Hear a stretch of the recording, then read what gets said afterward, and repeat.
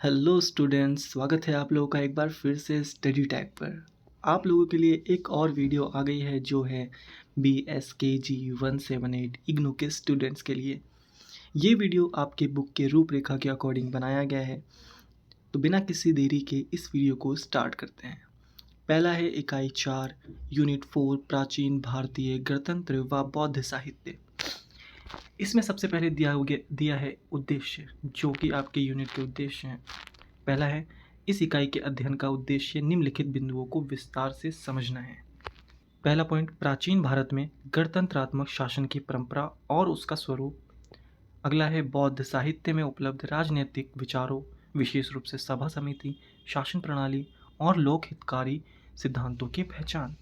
ये समझना कि कैसे बौद्ध ग्रंथ, विशेष रूप से दिग् निकाय और अंगुत्तर निकाय, तत्कालीन राजनीतिक व्यवस्था का वर्णन करते हैं और वह आधुनिक लोकतंत्र की समझ में कैसे सहायक है।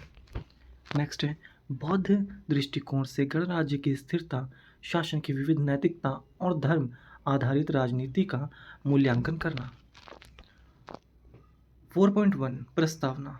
इस यूनिट की प्रस्तावना या इस यूनिट का डिस्क्रिप्शन है जो हम पढ़ेंगे। प्राचीन भारतीय इतिहास में राजनीतिक प्रणालियाँ अत्यंत विविध और जटिल थीं। जहाँ एक और राजशाही प्रणाली विद्यमान थी, वहीं दूसरी ओर कई ऐसे जनपद थे जहाँ शासन सामूहिक रूप से एक संगठित गण व्यवस्था के अंतर्गत चलता था। ये गणराज्य या संघराज्य कहलाते थे। ये व्यवस्था लोकतांत्रिक मूल्यों पर आधारित थी, जहाँ जनहित सर्वोपरि था, मतलब कि लोगों के कल्याण के लिए सबसे पहले सोचा जाता था।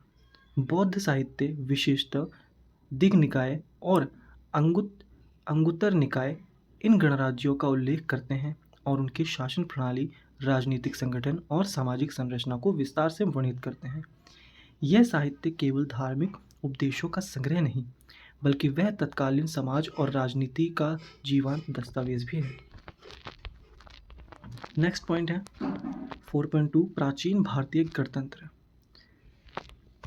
जो प्राचीन ज़माने में हमारे भारत जो गणतंत्र तरीके से जीता था, जिस तरीके से उसकी अवधारणाएं थी, उसे हम पढ़ेंगे।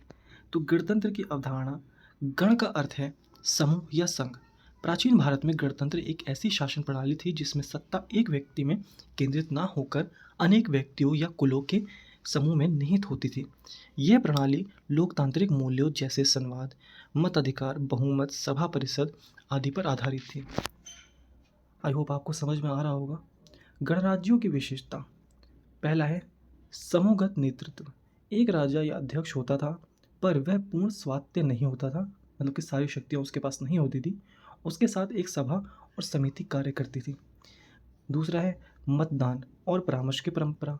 निर्णय बहुमत द्वारा लिए जाते थे। सभी सदस्य स्वतंत्र रूप से चर्चा में भाग लेते थे, बिना किसी सहमति के, बिना किसी बातचीत के कोई भी निर्णय नहीं लिया जाता था। तीसरा है राजनीतिक स्वतंत्रता और स्वशासन। ये गणराज्य अपने कानून, दंड व्यवस्था और सैन्य नीति स्वयं तय करते थे। चौथा है नैतिक और धार्मिक अनुशासन। धर्मशास्त्रों और नीति सूत्रों के अनुसार शासन चलाया जाता था। आगे देखेंगे हम प्रमुख गणराज्य। इसका पहला पॉइंट है लिच्छवी। इनकी राजधानी वैशाली थी। यह वज्जी महासंघ का प्रमुख सदस्य था। नेक्स्ट है मल, कुशीनगर और पावा के आसपास स्थित था। अगला है शाक्य। बुद्ध का जन्म इसी गणराज्य में हुआ था। कपिलवस्तु, जहाँ कपिलवस्तु में वज्जी संघ लिच्छवियों सहित 8 गणराज्यों का महासंघ था। तो ये जो पॉइंट है, ये उस ज़माने में प्राचीन भारतीय गणतंत्र थे, गणराज्य थे ये।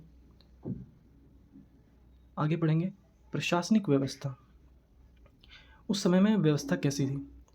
सभा, असेंबली, इसमें गण के सदस्य होते थे जो नीति निर्धारण में भाग लेते थे।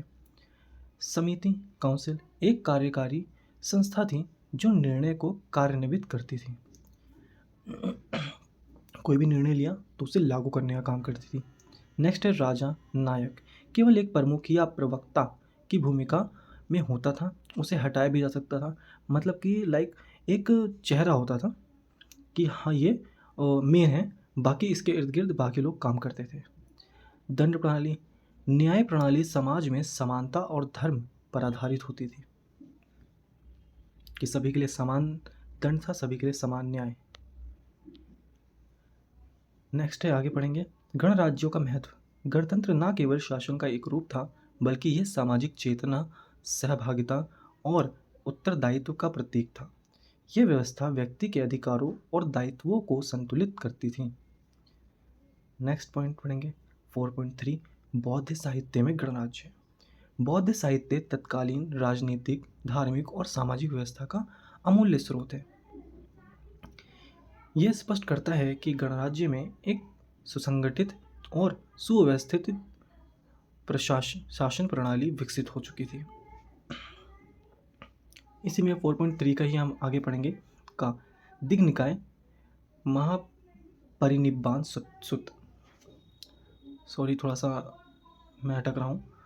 तो यह ग्रंथ बुद्ध के जीवन की अंतिम घटनाओं का वर्णन करता है। इसमें बुद्ध की वैशाली यात्रा, वज्जियों की शासन व्यवस्था, सभा संस्थाओं और संगठनात्मक व्यवस्था का विस्तृत विवरण मिलता है। बुद्ध कहते हैं कि जब तक वज्जी गणराज्य के लोग हैं एकजुट होकर नियमित रूप से सभा करते रहेंगे, परस्पर परामर्श करेंगे, अपने परंपराओं और वरिष्ठों का सम्मान करेंगे, स्त्रियों की रक्षा करेंगे, धर्म का पालन करेंगे, तब तक उन्हें कोई पराजित नहीं कर सकता। वज्जी गणराज्य जो हमने ऊपर पढ़ा, यह स्पष्ट संकेत है कि बुद्ध लोकतांत्रिक मूल्यों के समर्थक थे और उन्होंने सामूहिकता, एकता और धर्म संरक्षण को शासन की कुंजी माना। खा है अंगुत्तर निकाय, इसमें 1 से 213, इसमें 7 प्रकार के गुण या सिद्धांत बताए गए हैं जिनका पालन यदि गणराज्य करता है तो वह सुदृढ़, सुरक्षित और समृद्ध बना रहता है। पहला है नियमित सभा, दूसरा है संवाद और विचार विमर्श, तीसरा है बड़ों का सम्मान, चौथा है स्त्रियों की सुरक्षा, पांचवा है पूजनीय स्थलों की देखभाल, छठा है धर्म की रक्षा, सातवां है सदाचार। साथ ही मैं आपको बताना चाहता हूं कि वीडियो की पीडीएफ को डाउनलोड करने के लिए डिस्क्रिप्शन में टेलीग्राम के चैनल का लिंक है, उस पर क्लिक करके आप पीडीएफ को फ्री में डाउनलोड कर सकते हैं। तो वीडियो को आगे बढ़ाते हैं। जैसे कि हमने पढ़ा कि इन सातों का पालन करने से कोई भी गणराज्य समृद्ध और सुरक्षित, ताकतवर बन सकता है। तो आगे बढ़ते हैं। नेक्स्ट है 4 से लेकर 252 और 256। इन सूत्रों में बुद्ध ने पुनः इस बात को दोहराया कि गणराज्य की शक्ति उसकी एकता, परंपराओं के पालन और नैतिक शासन प्रणाली में है। यदि कोई गण इन तत्वों से विचलित होता है तो उसका पतन निश्चित है। अगर वो इन पे नहीं चलता तो उसका पतन निश्चित हो जाएगा। राजनीतिक चेतना और बौद्ध दृष्टिकोण। बौद्ध ग्रंथों से यह स्पष्ट होता है कि बुद्ध और उनके अनुयायी केवल आध्यात्म या मोक्ष की चर्चा नहीं करते, बल्कि उन्हें समाज की नैतिक और राजनीतिक स्थिति की भी चिंता थी। उनका दृष्टिकोण एक धर्म आधारित राजनीति का था, जहां न्याय, नैतिकता और जनहित सर्वोपरि थे। लास्ट है सारांश या निष्कर्ष। इस इकाई से स्पष्ट होता है कि प्राचीन भारत में लोकतांत्रिक परंपराएं केवल पश्चिम से आयातित अवधारणाएं नहीं हैं, बल्कि उनकी जड़ें भारतीय इतिहास में भी हैं। लिच्छवी, वज्जी, मल जैसे गणराज्य न केवल संगठित राजनीतिक संस्थाएं थे, बल्कि उन्होंने भागीदारी की संस्कृति को भी जन्म दिया। बौद्ध साहित्य इन गणराज्यों का यथार्थ और आदर्श चित्रण करता है, जिससे हम समझ सकते हैं कि संवाद, परामर्श और सामूहिक निर्णय प्राचीन भारत की राजनीतिक चेतना के अभिन्न अंग थे।